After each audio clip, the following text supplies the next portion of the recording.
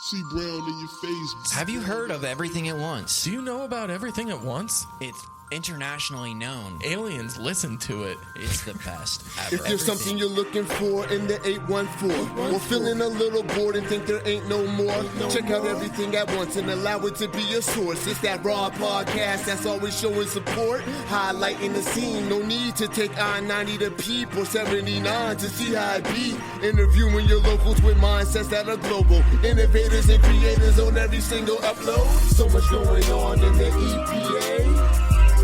Incredible content. Everything at Once will keep you up to date. Amazing guests. What you doing? Come through and hang with Tony and Dave. Community driven. Bringing everything at once from around the way. Everything at once from around the way. Hey. Please listen. We love you. Everything at Once. Everything at Once. It's time to introduce this show. The best show on the face of the planet. Welcome, everybody. Thank you all for tuning in today. We want to thank our Patreon producers, Brian G., Josh W., Ian D., Nick G., and Sadie M. Patreon, it's an awesome way to support the show and say thanks. You can become a Patreon supporter by clicking the link below and choosing to be an intern, assistant, or producer level supporter. If being on the production team is too much pressure for you, you can also send any contributions using our Venmo at Everything at Once Studios. We now want to thank all the local businesses who supported this episode. These businesses get the Everything at Once stamp of approval and are critical members of the Everything at Once community. We couldn't do it without them. With winter approaching, are there any last minute details that you want to change or renovate around your home? I might, but you know who to call. Yeah, Ghostbusters! No, Tony. No, not Ghostbusters. Solid State Construction. Oh, yeah. Solid State. Yeah. Duh. Solid State takes pride in all their home remodeling projects. Solid State specializes in bathroom remodeling, kitchen renovation, window and door installation, custom design work, and more, including painting, flooring, drywall, sidewalk, decks. Get your free quote today by calling Nick at 814-397-7854. Solid people, solid product, solid state construction. You know, Tony, with all these renovations from Solid State, I think we might have kicked up some bad energy around here. Yeah, oh yeah. Luckily, we know just the people to go see. I know it this time. It's Ghostbusters. No, Tony. Our friends at Cauldron and Thorne. Wow. I feel really dumb right now, and I can't believe I didn't think of Cauldron and Thorne, the world's largest witchcraft and metaphysical shop, with everything a person needs to channel the spirit world. Practice some self-care. Find enlightenment. Curse your enemies. Protect yourself from your enemies. Bless your friends. Cleanse your space from negative energies. You can check out all the magical wares available at for these different practices we all love and enjoy at Cauldron and Thorne, 2724 West 8th Street, or online at cauldronandthorne.com. This week, we have an incredible guest for you. Boys, you're back. What's up? How's it going? It's excellent. I'm super psyched you guys are here. Last time you came to Everything at Once Studios, I put you up in a treehouse and took away all of your electricity and tortured you a little bit. But you guys came out with a great song, so I'm psyched to have you down here in the studio with electricity. But I took away your instruments this time, so This is cool too. Really testing us now. right. I like to push artists to their limits a little bit. Maybe not to their limits, but like challenge them a little bit. We got to be adaptable. Got to be adaptable. Got to get something fresh and unique. I think it's better for them. It's better for us. Better for everybody, you know? Nobody wants to see that same old shit all the time, unless it's really good shit. Yeah. I actually like watching the same shit over and over again. It's kind of a comfort thing, you know? No, I feel that too. Parks and Rec. I've probably seen about 1 million fucking times. Weeds. Oh, Weeds. Oh, I love Classic. Weeds, yeah. Watch it all like 3 times now. Yeah. Classic songs, you know. Some Yeah. are go-to, for sure. No, definitely. But it's awesome to have you guys down here talk about Myconaut. you guys have been doing big things. I've been seeing you all over the interwebs, playing shows, jamming out, having a good time. Yeah. And your Treehouse is I feel so fucked up saying that it's one of my favorites because it's like I'm picking a favorite child. You know what I mean? I get it. I can't for like sure. say this one's my favorite because all the other ones are good too, and I don't want to hurt anybody's feelings and everybody's. I don't know. I have a hard time picking favorites at times, for sure. Yeah, dude, it's tough. I can say for a fact that every time Tony does a Treehouse, he talks to me and he's like, "This was awesome. It was so cool." And then when we have the artists down here that have been in the Treehouse, I truly believe that it's like impossible for you to pick because like you're like, I loved it so much, like it was one of my favorites, and I know it's one of his favorites because he tells me that everybody is awesome after the first I just get one. real jazzed up when people make music in my Treehouse and I get to record it. You know what I mean? I just get fired up. I get fired up about these podcasts too. Whenever anybody comes down here and we're chilling and all that good stuff, it's just a good time. It is, yeah. Yeah. Thanks for having us. Yeah, dude. I'm excited to get you guys down here. You were just saying that you guys got a new podcast starting up that you're doing periodically now. Yeah, we try to get out one episode a month. We've had, we did the first, I think, 2 or 3 alone. Last month we had Kevin Kodum from Royak and Spades. Oh, nice, yeah. Yeah, I know Kevin. Like, he was the early days jamming with us years ago, like before Myconaut even became a thing. Me and Mike Davis and my band and Logan Batten and so Right. many bands. We used to jam it. I had this house in Meadville. It was like the music house. yeah, of well, Meadville. it was the seed for so many of those bands that came out of it. It was really sweet. Yeah, that sounds awesome, Yeah. dude. It's good when you have like a location like that you can take advantage of and bring people to and rock out and people can make art and do fun Yeah. things. It's definitely like can be a barrier at times, you know. If Yeah. you don't have like a good practice space, like you know, Yeah. it makes it tough. So we had Kevin on, so it was basically like us talking about our current bands and reminiscing about all those early jamming and hanging out and whatnot. It was a It's lot awesome. of fun. Yeah. I like to see these bands starting to make podcasts. Autotrocity's got a podcast now too. You guys got a podcast. I'm sure there's probably other bands that I don't even know about that have podcasts locally, or at least try to do like, you know, little videos or reels or whatever talking Yeah. about what's going on. It's all just about making that content. You Yeah, know? for sure. Promoting shows. And like you said, we had Kevin on, and he's a good friend, so it's cool having close friends on you can just kind of bullshit with. And Yeah, no doubt. It's good to just kick it with the boys too. Plus, Yeah. like you said, even doing these, there's so much good that comes out of the podcast. So Yeah. I mean, it gets your name out. It gets people listening, people interested, updates, reminding people when shows are and stuff. That could be a fucking challenge, too. I never used a calendar before we had this podcast, and now I, like, live and die by my calendar. You know what I mean? Yeah. For Like, sure. I got to check that. I got to stay on top of it, and I don't know how people do it without it or how I survive without it. Probably just because I wasn't fucking doing anything before the podcast. Yeah. That's why I try to keep up with putting our shows on our website, so we have something to go by. We know when we're playing, because it's funny. Our bass player Mike, he's always like, if it wasn't for you guys knowing everything, I wouldn't know when we're fucking playing. He's like, Yeah. he's like, I just show up, Right. which is funny, but yeah. If you don't have something down on a calendar or something, it's like, yeah, you wouldn't. I lose it. I Especially lose if you have track. so much shit going Yeah. on. If you're juggling so many different things at once, it's like, Everything at once, baby. Hey, hey, we did it. Yeah. My dream in life has always been to make enough money that I can hire someone to do that for me. To keep the calendar. I hate scheduling stuff, but I'm still a broke boy, so you know, gotta do calendar it works for myself. now anyways. Yeah, for sure. No, it's definitely difficult too, especially when you got a lot of things going on. That's like one of my low-key least favorite parts about having any sort of organization or business or whatever is like trying to schedule with people. Yes. Oh, yeah. It's tough juggling Yeah. like people's lives and everything and making it all work. Yeah, Right. It's tough. I feel like it was a lot more uncomfortable at first, but now it's usually pretty easy and pretty straight up because everybody Yeah. I mean, pretty much everybody that comes on here knows what it's hitting for and is busy and has done this 1,000 fucking times. So it's not like a long, drawn out, awkward process like I imagined it would be at first. You know what I mean? It's like, okay, how about this day? No, all right. Well, what about this day? And, you know, you just figure it out. Make it happen. Yeah, make it happen.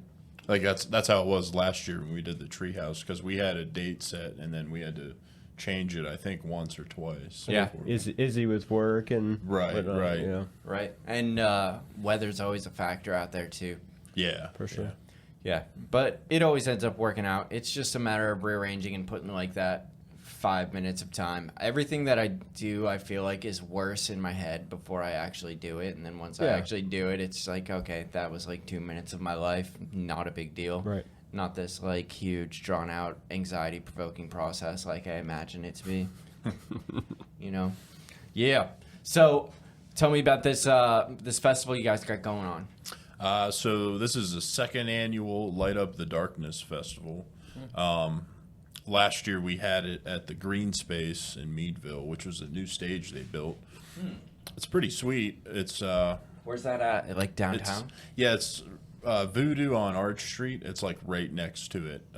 They built this circular stage. It's got to be like 20 feet in diameter. It's pretty hell big. yeah. It's the Arc of Crawford County. It's their space. So Oh, nice, yeah. Yeah. And there's like awnings and stuff to cover it all. Are you It's- familiar with Indigo, the store? Maybe, not really. I'm not Okay. super familiar with Okay. Meadville. I was gonna say it's just like Right next to Right it. next door. Yeah. Yeah. Cool. But this year we're having it at the Voodoo Compound, which is on Bessemer Street. It's an old 84 lumber yard, so it's this giant Huge. space, huge stage. I mean, personally, I'm a stage connoisseur. I like a nice. Hell yeah. Being a drummer, He's got a I huge like, rack. Right, yeah. It's awesome stage. I mean, the bands will be able to pull up with their cars right next to the stage. Oh, that's and just nice. Load up and unload. But yeah, we did 9 bands last year. We're doing 9 again this year. It's hosted by Jay Durnell from Dread Metal. Oh, he's a good dude. Yeah, and this year we have Cacti. I think they're from up here. I've been seeing their name a lot lately, but I haven't listened to any of their music yet. I think they're fairly new. I Yeah. know the one guitar player. He's in Ethan. Logan's Ethan, band. yeah. Yeah. Then we have Mushroom. They're new too. They're like reggae, and then Letchers. They're kind of like a doom That's it. band. Yeah, from that's a good way to Pittsburgh, describe 'em. Pittsburgh area. We also have Modern Fossils, which I've seen them play up here, but they're from Pittsburgh area too, I think. And then Royak. We have Royak on. Zach Cray and Littlefoot, which they're on tour, I guess, and they reached out to Jay, seeing Looking for a time to play, yeah. time to play, and he told him about this festival. And then also Heart of Atlantic, which we didn't do a show with them, but we were at one of their shows at Voodoo in Meadville. Yeah, you and Mike caught it. I didn't get to see him, but yeah. And they were really good, and so they were definitely one of the first bands we reached out to. And it's going to go from noon until 11 p.m. We'll be the last band playing 10 Cool. to 11. Yeah. Sounds pretty dope, dude. But it's a non-profit show. It's a benefit. It's free. Donations are accepted. If people want to donate, all the proceeds will be going Go out to and donate. Yolanda Barco Oncology Institute in Okay. Meadville. Awesome. Yeah. Hell yeah. Yeah, it's for a good cause. Even if you can't donate, come check out some sweet bands, and Yeah. it's going to be at Voodoo. Get some drinks. They got food. Their kitchen's going to be open. They just recently opened again, so they didn't have a management for a while. Oh, The really? space is nice. It's like a big area. Yeah. Like there's Yeah, it's awesome. It's giant outside space, and if you want to get away from the loudness, you can go inside the bar area. Or Do whatever you need to do. It's like a yeah. perfect place for something like this. Yeah. That's pretty cool. Yeah. And it's part of brewery or the Voodoo, yeah. Yeah. They bought the property next to them or whatever. It's the actual production facility. So they make all the Oh, beer okay. that goes Yeah. to all the Voodoos. No way. That's awesome. Yeah. I didn't know that. I thought they were like based out of like Columbus or something like that. No, it started in Meadville. Oh, no actually. shit. Yeah. The one on Arch Street was the OG. Yeah. Oh, wow. OG pub. Good for them, dude. Yeah. They're doing awesome. I love the voodoo up here. I don't think it really has a name. I always just call it voodoo. But they're always having music there. I mean, great food. I like it good there, place to too. chill. Yeah, Sure. we played there last year, Yeah. April Fool's Day. Yeah. Oh, With nice. Terror from Grace. Yeah, it's nice in there. It's Yeah. pretty sweet. It's a pretty cool area. It's good to see somebody using that space, especially such a big space and the outdoor and the graffiti. It's just cool, Oh, it's- cool yeah. vibes Yeah. all Yeah. around. Yeah, I'm looking forward to this. I haven't been down to the one in Meadville yet. I've almost been down to the one in Meadville like multiple times, but stuff just ends up falling through, and I Right. don't make it down there. But that sounds awesome. When is it? It's August 24th, August 24th. so Saturday. Saturday, noon to 11, right? Yep. Hell yeah. Should be nice out. Yeah. Oh, yeah. What else are you guys looking forward to these days? Well, It's we- summertime, living's easy. Yeah. Let's say one thing, we are working on our final album for our final song for our debut album. It's called Headload. Cool. We still got to do like the mastering and whatnot. Well, our producer is, but I'm putting the cap probably by end of September. It'll be out. We're hoping to have like an album release party. Oh, that'll be dope. Yeah. You can catch our first single, Pawn, which has been out for a while. That's still on there. We're hoping to release the second one before the full album comes out, but yeah, making good strides with it. It's taken a while, but yeah, it's been a labor of love. Yeah, I think that most people don't realize how much of a process it is to record music. Yeah, especially we went to a studio like in Pittsburgh, and I think they get pretty busy with work down there. So it's been a challenge trying to get everything finished. Get people together, get your producer there, Yeah. have Right. rooms available, or the studio space available. I know That- there's that- multiple producers there, and like the one guy, he's been producer on some Grammy Awards too. Yeah. Jimmy, what's Yeah, his name? Jimmy. Yeah, so they do some pretty Poison. big stuff down there. It's awesome. Yeah. It's going to sound good. And for your guys' type of music, I feel like that production value has to be really high. A lot of like quality production goes into that, just into like the effects that I'm imagining in the production and stuff that would go into like an album that's your guys' kind of music. Right, You know what I mean? It's a little more depth to it anyway. Yeah, for sure. for sure. A lot of ambience Yeah. and build and things that you wouldn't really think of, and that people won't really notice unless they're like connoisseurs of that kind of music. You know Right, what I mean? exactly. Yeah, It's the small touches that make something go that extra mile, make it extra special. totally agree. Hell yeah. And Josh, you're a mushroom. I've been seeing you. Somebody told me about you like a long time ago, and I just realized it was you about your like mushroom walks that you do. Yeah, no, it's cool. I can talk about that for sure. Yeah. Tell me a little bit about it. I haven't been on one of them yet. I've been on mushroom walks in the past, and I love like foraging in general and eating invasive plants and all of that kind of fun Yeah. stuff. But I haven't been on one of your walks, so tell me a little about what that's like. Well, I started. I'd say when I tell people my gateway into mushrooms was like through like the health and wellness like supplement field, and then that kind of piqued my original curiosity with like lion's mane and a few other of the commercial medicinal mushrooms. But then I learned that I could find them around here, and that further piqued my interest. So it's been about, I don't know, we're coming up on about 7 years where I've been like studying more. And just through like schedule conflicts, I didn't join it for a while, but I joined the Western Pennsylvania Club out of Pittsburgh. We usually get about, by the end of the year, you got to renew your subscription every year, but we usually get about 1,000 members every year. Wow. I'm one of the like board members. I'm like a identifier and whatnot for the club. Sweet. But I joined them in 2021, and soon after started doing more individual stuff. Like I gave a presentation at our Meadville library a couple years ago. I lead all my public walks. I'll do personal walks if people want to reach out to me. I was in Penn Lines magazine earlier this year, which was pretty wow. sweet. It was What cool. for? Morel mushrooms. They interviewed me just on that. But You know what?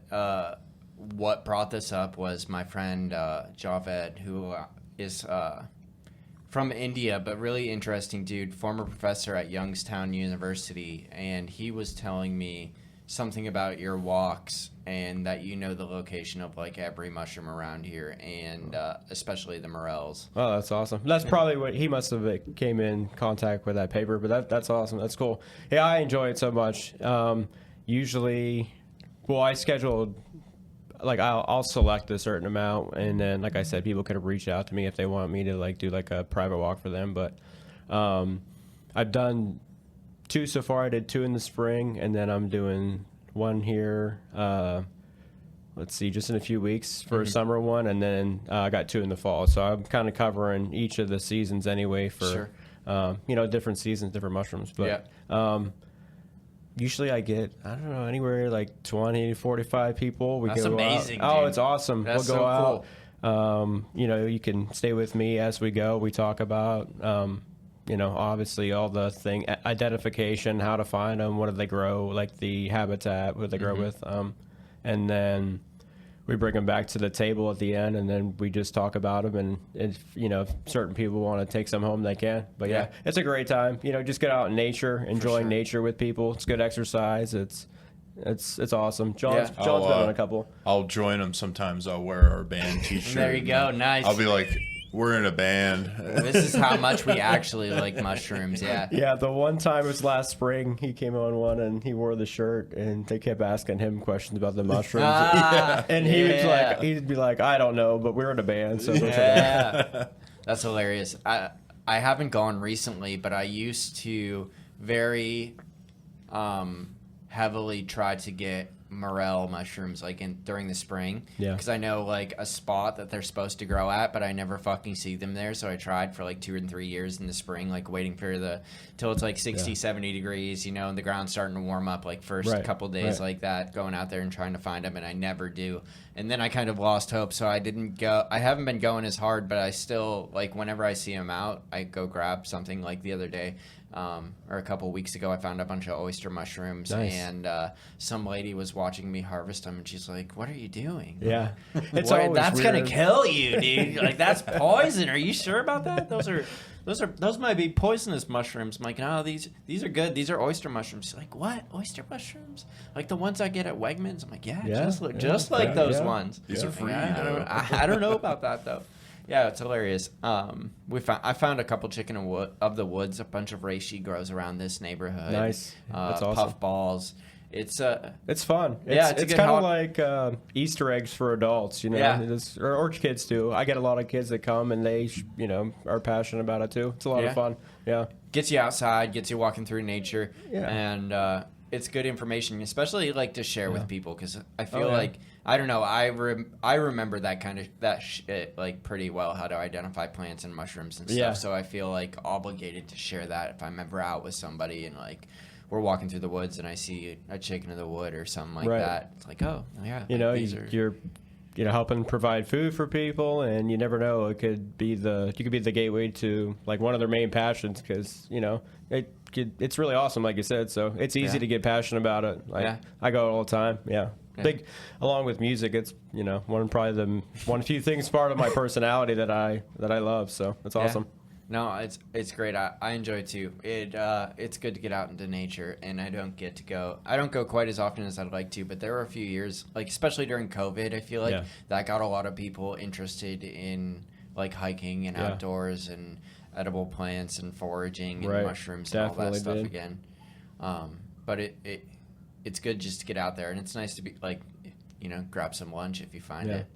I had walk over at Asbury Woods in May, but that was probably the most local one that I've done, and it was a great turnout of like friends and family, so it was a lot of fun. We had a good time. Did you find anything? Yeah, we did good. And chanterelles I found out there. Nice. Yeah, they're just getting like the middle of their season now, but yeah, they're yummy, they're tasty, they smell good. yeah, absolutely. That's what I found out there. That and ghost pipes. I always see ghost pipes out at Asbury Woods too. Yeah, cool. But yeah, I mean, all the spots around here are pretty and fun and exciting. And if you're not looking for just mushrooms, I feel like it broadens that out a lot more. Right, you know, for once you sure. learn your seasons and what grows when and all that kind of Helps stuff. you connect with the land around you for sure. Definitely. Right, and yeah. Helps you appreciate like to be good to the land and whatnot. Yeah. It really does. Brings Yeah. a nice connection. It brings a nice connection, especially when you're harvesting responsibly. Yeah. Which isn't so much of a big factor when you're doing mushrooms, but there's a Right. lot of Right. different plants that you have to be more careful with, like ramps or wild leeks and fiddleheads and things like that, Yeah. where you don't want to clear it all out.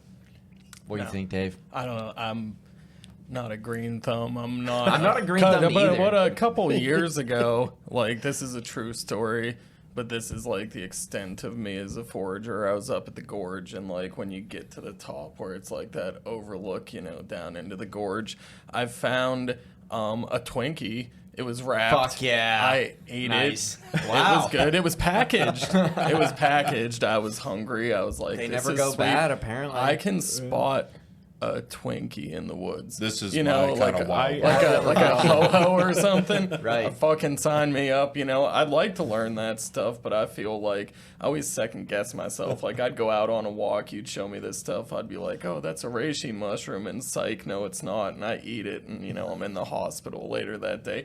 I always get that kind of anxiety, so I just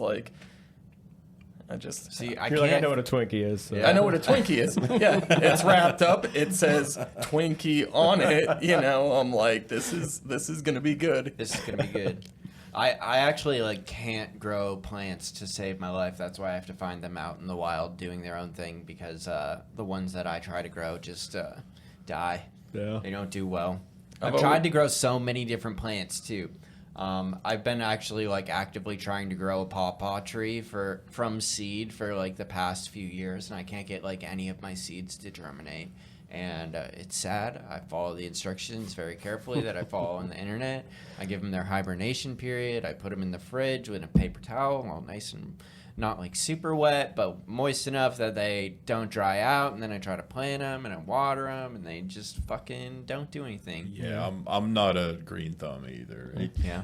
He's definitely turned me on to the mushrooms more, where I as far as eating them, and I know that they're good for you and stuff. Like my favorite now is the maitake, which is was it hen of the woods? Hen of the woods. So good, especially freshly picked. They're so good. Yeah. But I don't know if you mentioned that he's actually legally allowed to go out and forage mushrooms and sell them to restaurants and stuff like that. Yeah, Very you need a cool. special license for that. Yeah. And a lot of those mushrooms are not fucking cheap either, especially morels. Right. And Yeah. Right. you can make quite a bit of money if you find a good patch. for I sure. mean, perfect segue. You said hen of the woods. You can find they're a fall mushroom, but you can find so many pounds of them. But if you go to Whole Foods now, a little 3.5 ounce worth of them is going to cost $5. Right. And I can find I don't know, probably 5-6 pounds.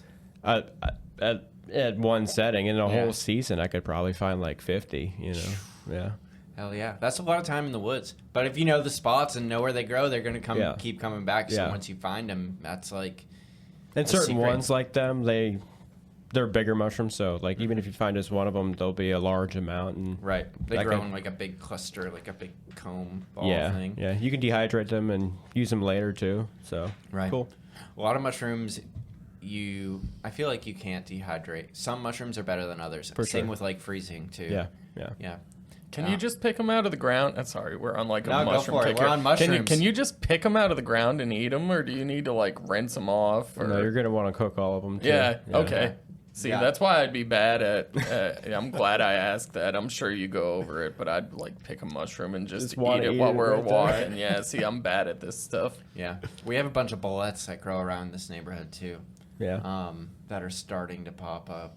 And but yeah, you want to definitely cook all the mushrooms that you find out in the wild for sure. Yeah, I'm fucked. If there's ever an apocalypse with my survivor skills, I'm just crowd surf right into the zombies. You know what I'm saying? right. I'm not gonna second guess my chances of living on my own. looking for the Twinkie, and it's a snowball. What the fuck? Snowball. Well, you can eat snow. I've eaten snow. You know, it works. It Does that gets the count as job done. foraging? I guess so. Yeah, winter foraging. I'm good at it. I'll go out and put my face in the snow and eat it, and I feel like a wild man. You know. Yeah, it's not all mushrooms though. I feel like living off the land or off grid is not just, you can't just survive on mushrooms or foraging. yeah, You know what I mean? You're gonna get lucky, but some days it's nice to just find a nice clump of mushrooms. Yeah. Man. Get creative with home. them for food. Yeah. Yeah, take them home, cook them up, grill, eat, all that fun stuff. We're gonna teach Dave how to forage. Maybe that's what we can do when we get when we get like 10 Patreon people or whatever.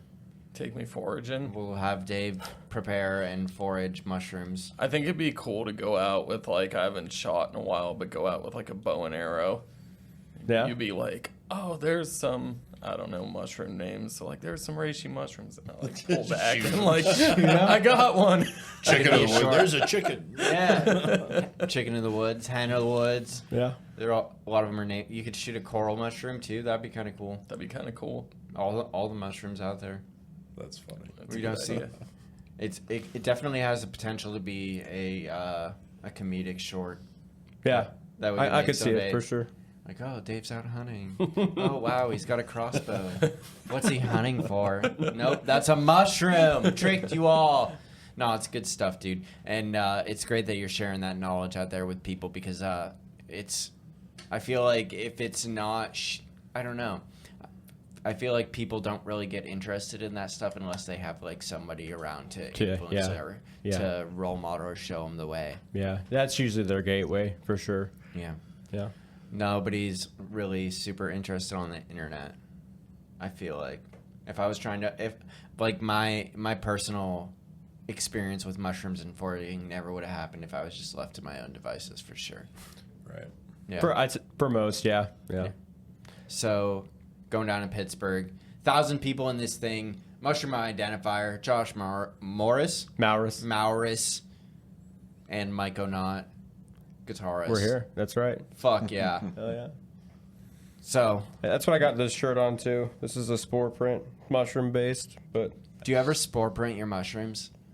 sometimes, yeah. Especially beginner stages. I mean, a lot of it that could be like your key identifying feature of separating like edible and poisonous one. But it's cool to do like artwork too, because you know they can make some pretty sweet designs and they're colorful. I've never spore printed a mushroom. Yeah, All the ones cool. that I've eaten are like pretty easy to identify. Right, you know right, what I mean? yeah. So I've never had to. So Justin, what do you do? Do you have a cool mushroom story for me? John. Sorry. John. Oh my God, the worst. No, Jays. you're good. Jays. Yeah, I don't really do any extra. That must be of hard that, act to so- follow. What's that? Your guitarist, mushroom Oh, extraordinaire. yeah. No, I'm just messing with you, dude. With that question, yeah. Yeah. No, outside the band, I don't really do much else. The band's a lot. Yeah, I mean, I do my own stuff in music as well. Like, I have a YouTube channel and stuff. Yeah. It's John Hedgin, if anybody wants to try to spell that. Dude, check it out. John Hedgin on YouTube. Yeah, I just do, like, solo stuff. I'll track a bass guitar or a regular guitar and play my drums over it. I did a cover song recently, like my first cover, a Pussifer song. Cool. But, yeah, that's pretty much it. Band and work is all I really do. Does Myconaut play many covers? No, we Recently, we've done more recently. We didn't for a very long time, but We did Them Bones at the Grunge Fest with Odd Atrocity. we also did pretty a cool. Nirvana song. And but Nirvana, yeah. Yeah. It was fun, definitely, and we got a good response. I don't think too many people cover that song. Yeah. Most of them cover like "Man in the Box," I would assume. So Yeah. it was cool. Yeah. So, is that something you're going to keep doing? Or are you enjoying the response that you're getting from it? We had an idea of doing, I don't know if I'm giving anything away. We haven't practiced it recently, but White Rabbit. Oh, yeah? Because we have a rendition of it, how we do it, that It's all really the other cool. bands that have covered it don't play it like that. They don't- Uh-huh. There's not like a heavy rock Influence. influence to it. We recorded it one time like a couple years back, and it sounded pretty sweet, and I'd like to that'd be cool to get For back. for the right concert, yeah, I would say definitely. Yeah. Definitely work on it. Yeah. And you mentioned the Treehouse. That's kind of a good segue. This Friday we're doing our first acoustic set. So Oh, no way. Tomorrow, yeah. That's so cool. Yeah, John's badass on the real drum kit, but like when he has his tablas, like the Tabla sounds so cool. Eastern drum, dude, they're I so have dope. congas now too, so it's like a whole. I'm making Whole my hand tabla drum setup, as yeah. big as my regular drum kit. So Neil Peart of hand drums. yeah. Oh, that's dope. But it's no, I don't. It's probably not going to be out tomorrow. It but- it was a fucking incredible show. It already happened. Yeah, was it already dope. happened. You guys killed it. Yeah. I don't know what you're talking about we forgot tomorrow. about this, how time works differently down here. Yeah. It's, But that could be a thing too, where we, if we need to, we'll play acoustic shows in the future. But that's a cool thing. It was the Burning Man festival. It was so sweet. It was we did so good. Yes, yeah. The But other it's- timeline that played Burning Man acoustically, you had a massive hand drum set up and wind chimes and singing bowls and all sorts of crazy shit. And I played didgeridoo for you guys. Yeah. That'd be dope. While we were eating wild mushrooms. you Yeah, know? eating wild mushrooms in the desert. Yeah. And it didn't rain and turn into a mud mess. Or Yeah. maybe it did a little bit. Only the people knows? that were there will ever know. It's our secret. Do you guys like playing acoustic? Yeah, for sure. It's different. With any switch you gotta adapt, like we were talking like the beginning of the show. But no, it's a lot of fun. It is. It gets a whole another dynamic, and some of the bands too that we're kind of influenced by have like versions of songs that are similar. Maybe acoustic, a little more. I don't know what the right vibe is, but definitely a more chill vibe. Yeah, I think those are like low key some of my favorite tracks that I find on albums for artists that I really like is the ones that are not like their stereotypical or their normal genre. I would agree. Yeah. I always go back to I don't know the name of it, but Godsmack did an unplugged album. And Oh, yeah. It's like one of my favorite albums. You It's guys- all acoustic guitars. You guys talked about, or you said you do a Nirvana cover too, and one of my favorite things they ever done was that MTV Unplugged. Yeah. Yeah. that was one of the coolest things they ever did. I thought personally, Yeah. I loved it. We so. talked about Alice in Chains too, and their one acoustic album was super dope. They did it unplugged too, but yeah, definitely. Not to go like way back, but the studio we recorded in, they have an old Neve console. And this particular Neve console mixed that unplugged set, Nirvana's Unplugged. Oh wow! Yeah, like it's an old console from the 70s. Rupert Neve, he also did, he owned Focusrite too for a little while. Interesting. But yeah. What do you mean by like a console? So like the mixing console, like Oh, okay, you see yeah. in a studio. Like this, except 1,000 times bigger. Exactly, yeah. The most famous one was Sound City Studios, which was also a Neve console, which Dave Grohl now owns. Oh, He owns nice. that one. I wonder what kind. I know the one at Suma has like an interesting history too. Like they brought it all the way from California or something like that, and they had to keep it plugged in on like a battery charger or something because if it lost power, it like lost everything. It would just turn into a giant paperweight. Oh, wow. Yeah. It's interesting. It's good to see that stuff is still alive in so many ways, you know what I mean? And not everything is just digital because like Yeah. all the stuff that those giant consoles are doing can be done like on software now. Right. You know, you don't Right. need Yeah. like anything like that. You see lots of people just using like interfaces like a Focusrite i2 or whatever. It would just plug it into the DAW and then add everything that they need to that a mixing board would do. Just something with the authenticity of the music through that way, you know. Oh, You know, for sure. And digital's so sweet, but it, doing it through this was just kind of, especially for our first album, it just felt right anyways. Yeah, no doubt. I think that there's something extra special about analog and the actual manipulation of the waves rather than just like digitally manipulating the waves through ones and zeros and code and all that shit. This Yeah. is actually like happening. That electricity is actually getting, I don't know what to do with my hands, like transformed I and seen it. twisted and moved around and doing whatever they're doing. And those engineers that know how to work those consoles and know what all those fucking knobs do and shit are like borderline geniuses. Yeah. It's a lot of shit to do. There's so much shit, dude. There is. Same with like Glosky and stuff. He's got like 2 or 3 giant fucking boards, and knowing how to do all that stuff is just a lot. You can tell that people have to like dedicate their lives to it. That's like one thing I've been learning or like seeing or realizing this more is in order to be like really good at something, you like truly have to dedicate like your entire fucking being to that one task. And I would agree. Yeah.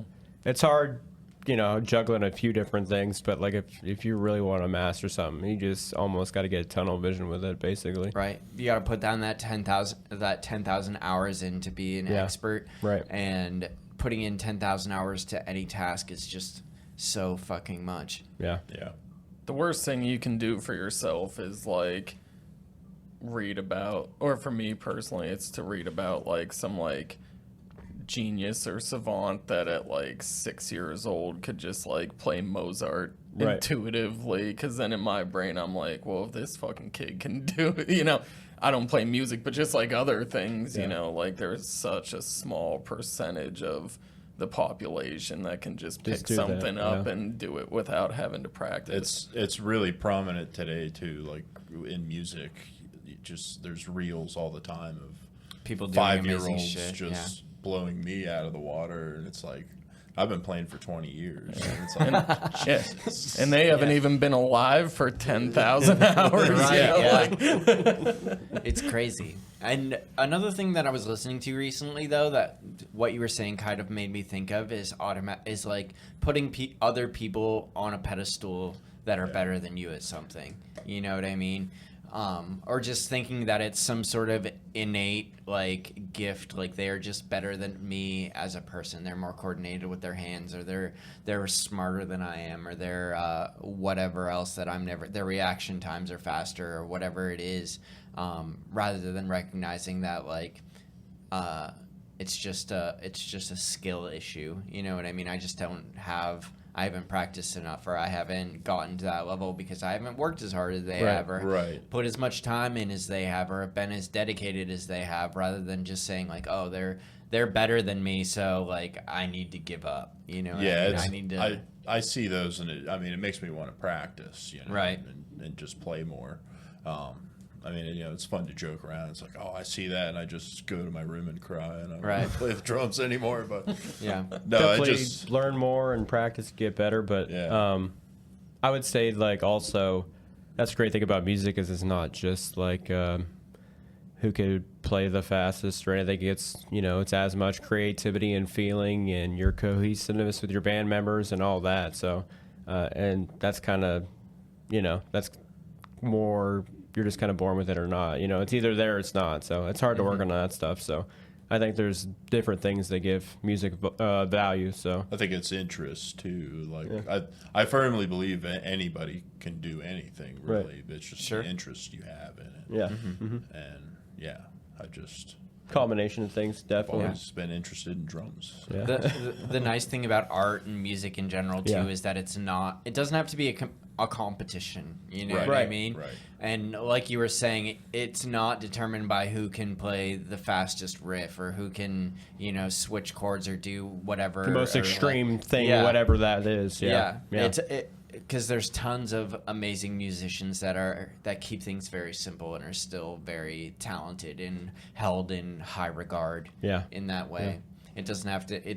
It's very much more like your personal taste and personal preference versus like basketball or like a sport or something like that, where you can clearly tell when one person is like objectively better than the bigger, other faster, stronger, more skill set. Yeah. I mean, you're able to hit more field goals, or you make more baskets, or you shoot more goals, or whatever. And there's like a number that's attached to it. Whereas music, there's not really a number attached to it, or a scoreboard, or anything like that. That's allowing you to judge which is better objectively. Which is why we can debate which music is better. You know what I mean?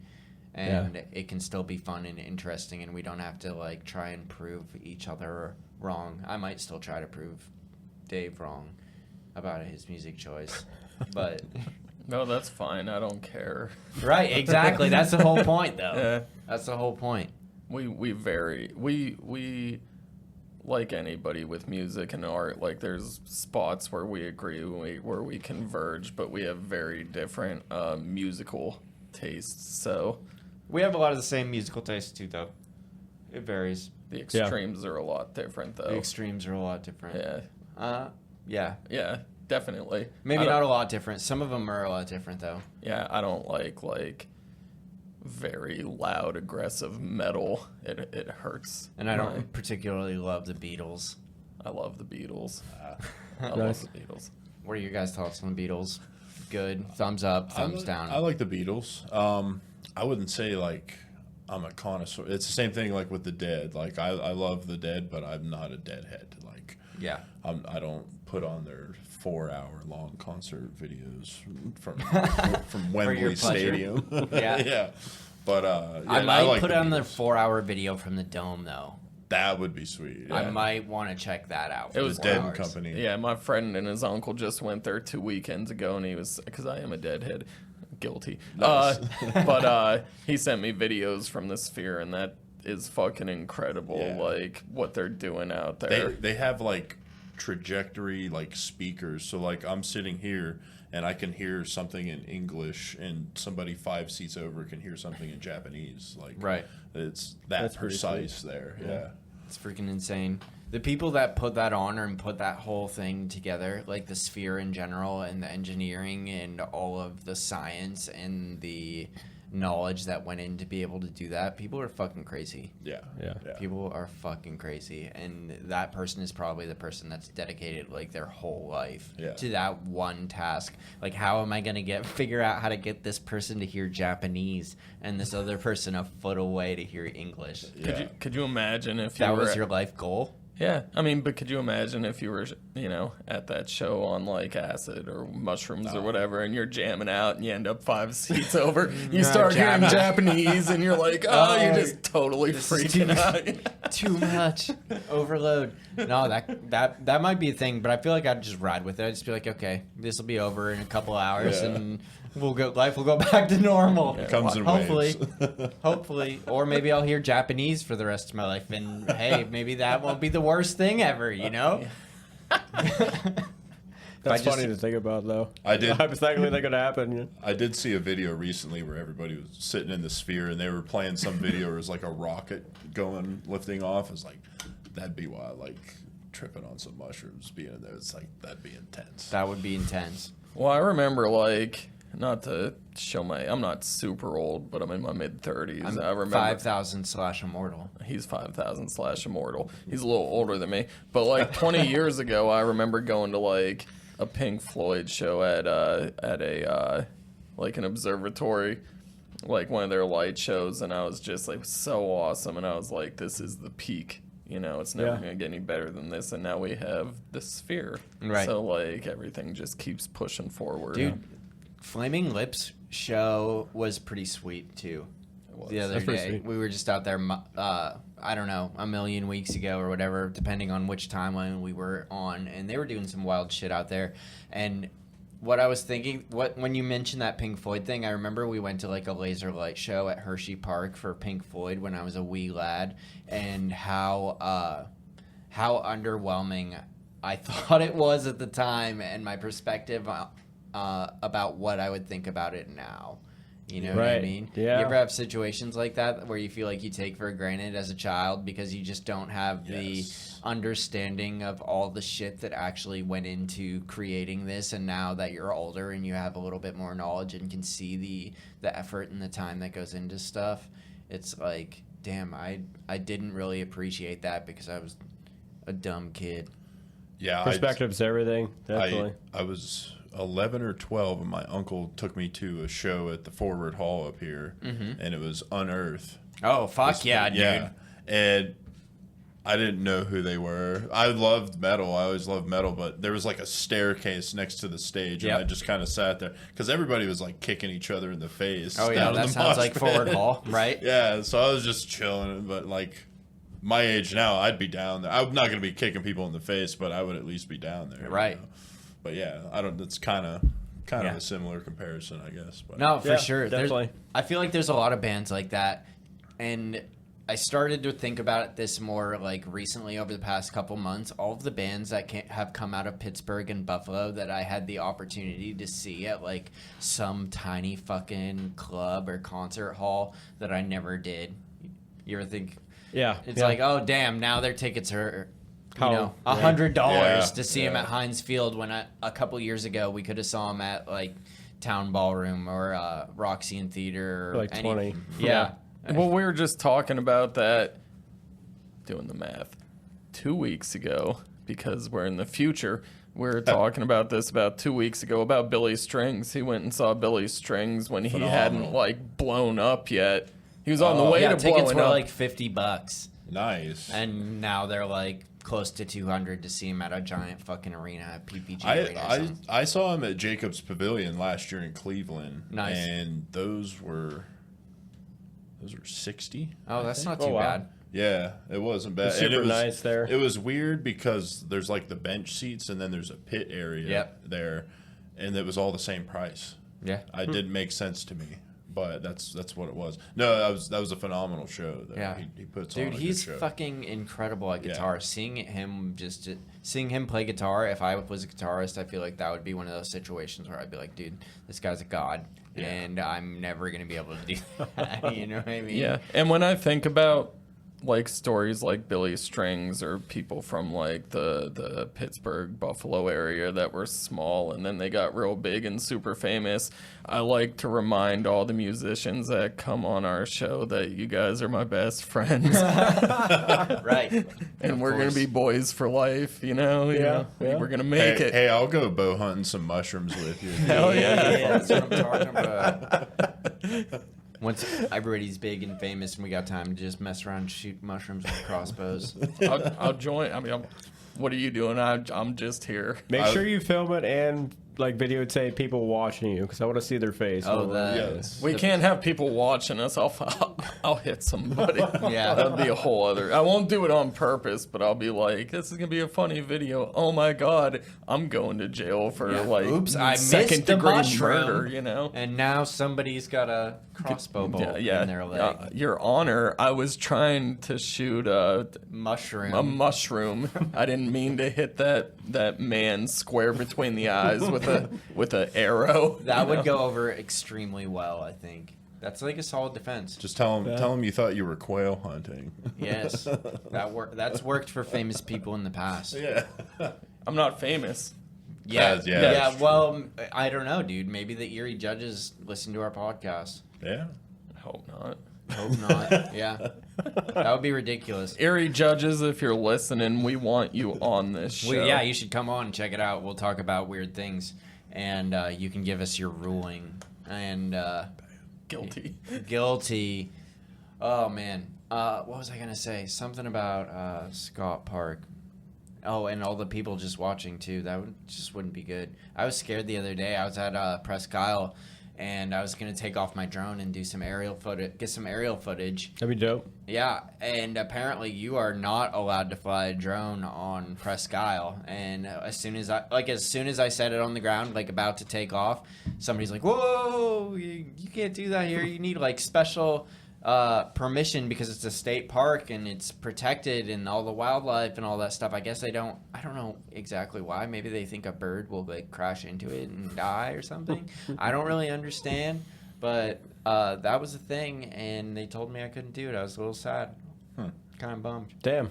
Yeah, That would have been some nice footage. it would have been awesome. It would have been great. But unfortunately, no. And I feel like that would be the same situation. You know, we would just be setting up with the crossbow in Scott Park, and somebody would be like, "Oh, whoa. I see it. You just be shooting a crossbow out here there, buddy." I thought you were going to say you were going to catch Dave on video from the drone. I could. Yeah, maybe that's how we'll shoot the whole thing. From a drone. From the drone. I mean, I'm not very dramatic. I'm not a lawyer, and Yet. I'm not a lawyer yet, and I'm not fully versed in the law. But I feel like the reaction would be a little different from someone setting up a drone or someone carrying a crossbow into a park, and just a little different. It might not be just like, whoa, you can't do that here. I feel like I'd get arrested just for having the crossbow. Maybe that's definitely also a possibility. But Dave specializes in bird law, so Bird law, yeah. It's true. we would have to make sure that the birds are well protected in this situation, both situations. Both situations. Right. What are your thoughts on flying the drone on Presque Isle? Is it because of the birds being in danger? It's definitely because of the birds. you gotta be careful with that, and I just don't think that it's acceptable to fly a drone out there. Wow. But we're gonna work on it. I'll see what I can do. Yeah, well, once you can write the laws and change things and advocate for safe drone use and bird cooperation. I mean, birds are basically drones anyway, so That's not true. Filibuster. filibuster. We're gonna need to find like some kind of device that will silence the sound of your drone as it flies. Why? That bird? I feel like the sound will scare the birds away. You don't want to scare the birds. I want to scare them away from the drone so they don't crash into it. Yeah, but you don't want to. We're not doing this now. Maybe they'll panic. Are you saying they'll panic and attack it? I'll see you in court. They'll panic. That's exactly it. They'll panic. They'll be afraid. crash They're into like, the what drone. is this thing in the sky? And attack it. Think about it. When you're panicking, you make way worse decisions than you do if Pedal you're just panic. calm. Yeah. You don't panic, so you don't understand. I panic, So I would crash into the drone if I was a bird. Yeah. I feel like the only thing that really has to worry about it is probably like small birds. I feel like if my drone tried to fight an eagle or something like a big bird, Big raptor, yeah. dude, it would just fuck it up. Yeah. I would be out. Yeah, it's You'd be like out of it's a drone, yeah. I would be destroyed. plastic blades, so I feel like it wouldn't do Yeah, too it's much. not gonna. It'll like hit its leg and hurt it a little bit, which will probably just piss it off, and it'll continue its attack, Yeah. Yeah. and then it'll crash to the ground. Maybe. We'll never know until you get the special license to fly your drone there. Yeah, I guess that's what we have to do. Future episodes. There we go. Yeah, we guys have to come back for the Presque Isle drone bird fight drone video. We're there. I'm Crossbow. definitely going hunting with Dave. Yeah, hunting for Hunting with mushrooms. Dave. Yeah. Good. I'll put it in the calendar, and we'll save it for next time. But until then, thank you, boys, for coming out here and hanging out and shooting the shit with us, talking about everything at once. Mushrooms, drones, birds, Music, all that. all the Music. stuff. You guys' podcast, the festival, August 24th in Meadville at not the bunker. What's- Voodoo Compound. The Voodoo compound. Production. The It's compound. so close to bunker. I wanted to say bunker too. Well, Lavery has a bunker. It's a little bit different. It is different. Voodoo Voodoo compound. Voodoo I compound. mean, we could quick shout out our other band members, Oh yeah, Oh, yeah, do shout out all the stuff, all the socials. Tell people where to find Yeah, you, all yeah. that shit. So just Josh and I, and then we also have Mike, our bass player, Izzy, our other guitarist, and Sage, our vocalist, and he does all our artwork. Like if you look up the Light Up the Darkness Festival on Facebook, he made the flyer and everything. He drew everything. yeah. But yeah, we're on Facebook, Instagram, YouTube, Spotify. Spotify. Got a Apple website Music, too. all that Website. stuff. Yeah. Everything. Find them out there. It'll probably be in the comments or the description or however you're watching and listening to this. So check it out. Hit the likes. Hit the follows. All the buttons. Just every All the single buttons. button. Just push that shit. Y'all are the best. We love ya. Thanks for having us. Hell yeah. Thanks for coming out. Peace out, everybody. Have a good night. See you guys. Thanks, Tony. Thank you. Thanks.